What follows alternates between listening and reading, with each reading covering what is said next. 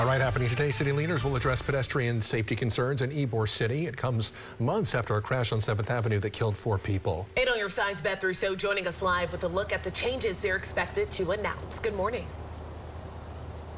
Hey, good morning. So that deadly crash that you mentioned here at Bradley's on 7th has really only escalated questions that have been in place for years about the safety on 7th Avenue here in Ybor City.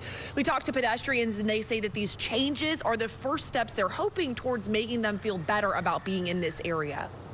Streets are wide open. You can go 30, 40, 50 miles an hour down here and maybe a cop will catch you, but maybe not. And so I think that's the biggest issue for me is as a pedestrian, as somebody who likes to come here and grab a café con leche or go to Bradley's for a drink after work, I don't feel as safe. So video shows the moments that a car slammed into Bradley's, killing 4 people, injuring more than a dozen others back in November. Again, that is what escalated these questions about safety in Ybor City. Now, city leaders say they're making long-term changes. They're going to discuss those today, but what we know so far about those is that they include paving 7th Avenue, repaving it from Nebraska Avenue to Nuccio Parkway. They're also planning on adding 36 on-street parking spaces and 2 bus bays on that narrow road leading up to the gateway to Ybor City, which they say naturally will slow down drivers, and then just reducing the speed limit in the area overall.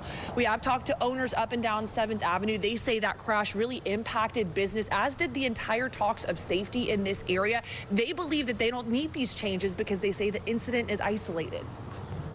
This is being labeled as a pedestrian town hall, but this was somebody who was chased off the interstate. I mean, this is a person that was chased off the interstate by Florida Highway Patrol.